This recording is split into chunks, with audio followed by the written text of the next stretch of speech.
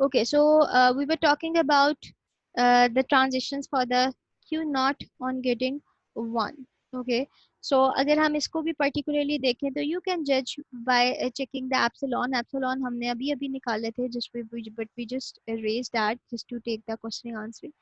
Okay, so Q1, Q naught, Q1, Q2, and you can judge कि Q naught on getting 1 is it going anywhere or not, and then you can check Q1 on getting 1 के it is going on anywhere or not. आप देखो तो ये self loop भी ले रहा है जैसे पहले Q1 के लिए लिया था, ठीक है ना. और in fact on getting the 1 it is going on the Q4 itself, ठीक है, and Q2 it's going on Q4 itself, ठीक है. तो ultimately over here हमारे पास 1 के लिए क्या मिला हमें, Q1 and Q4. ओके, सो क्या था, ये हमारा फर्स्ट स्टेप था, ठीक है, जिसमें हमने एप्सिलॉन निकाला. ये हमारा सेकंड स्टेप था जिसमें हमने इनपुट्स देखी. एंड देन हमारे पास जो नंबर थर्ड पे है वो क्या आएगा, हमारे पास एप्सिलॉन अगेन आएगा, ठीक है. सो इक्लोयर हम दोबारा देखेंगे तो Q1 का अगर हम इक्लोयर देखें तो Q1 का इक्लोयर है हमारे पास Q1 एंड Q2, और Q4 का अगर हम इक्लोयर देखें तो उस E4 का क्लोयर है हमारे पास Q4. तो अगर हम इसको ओवरऑल लिखें तो that is going to be the Q1, Q2 and Q4. So you see it's so simple. If you just have to see directly or you just have to solve like this, ठीक है.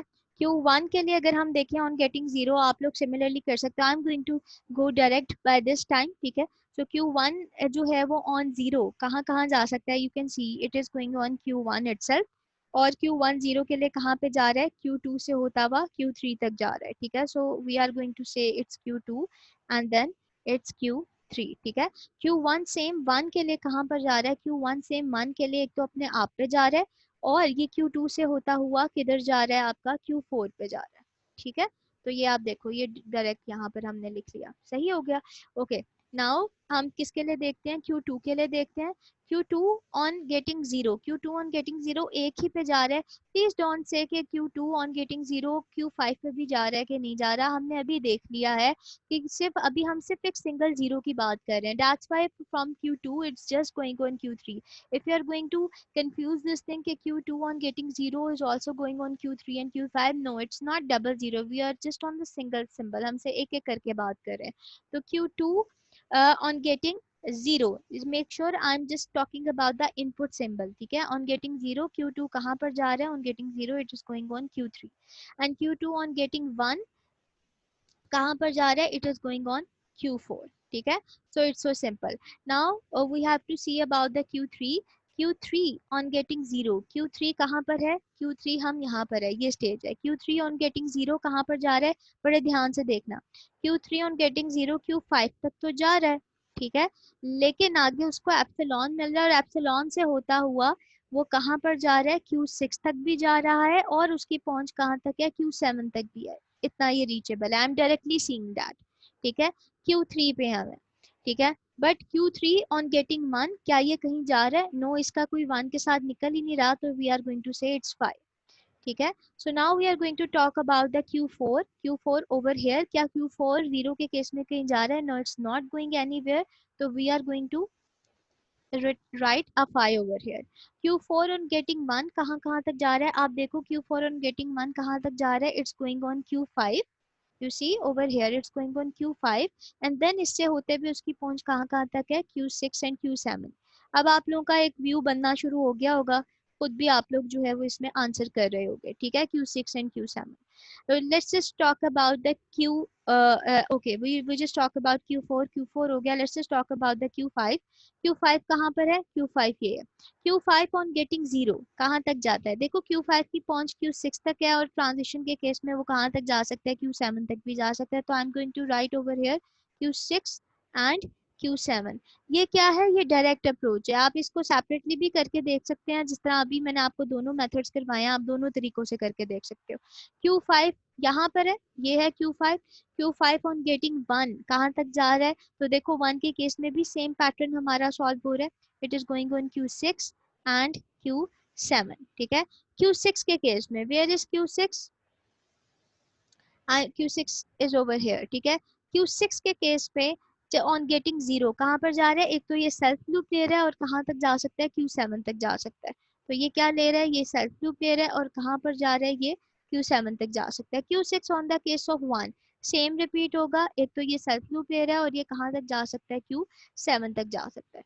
ठीक हो गया। अच्छा, Q7 की अगर हम बात करें तो Q7 कहाँ पर जा रहा है, क्या Q7 ऑन गेटिंग जीरो कहीं जा रहा है? No, it's not going anywhere, तो we are going to get 5 over here. ठीक है, और सेम एज 1 के केस में कहीं नहीं जा रहा, तो I am going to write 5 over here. ठीक हो गया। So this was the table of the NFA जो कि हमने बनाया है डायरेक्टली। आपको मैंने दोनों मेथड्स करवाए हैं with the help of this E closure method जो कि अभी हमने देखा है फॉर द 2 to 3 ट्रांजिशंस।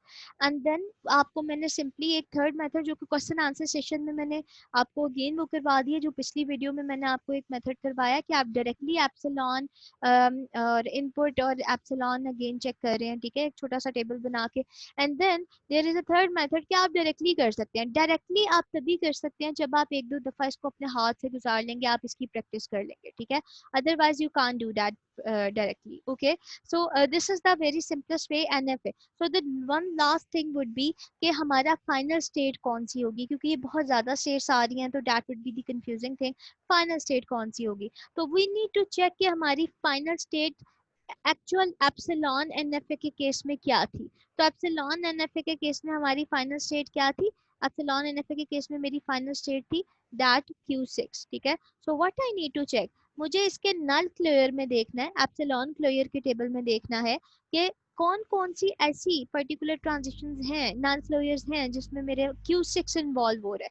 तो आप इसको गौर से देखो, तो Q6 इन्वॉल्व हो रहा है यहाँ Q5 के केस में, ये देखो यहाँ Q6 आ रहा है। ठीक है, और Q6 इन्वॉल्व हो रहा है Q6 के अपने केस में, ये देखो यहाँ पे Q6 आ रहा है, और कहीं भी Q6 नहीं आ रहा। ठीक है, so in our NFA if we are going to convert this transition table into the NFA state diagram, तो what we are going to do, हम यहाँ पे Q5 को और Q6 को क्या बनाएंगे, अपनी फाइनल स्टेट्स बनाएंगे। ठीक है, तो ये आप लोगों ने देखना है। तो over here our this particular example is complete. Okay, so over here we just have finished our topic of conversion from epsilon NFA to NFA. ठीक है, we have seen this for the theory. You can consult your document जो कि आपको इस class के बाद जो है मैं आपको provide कर दूंगी, and also you can see or consult your book as well.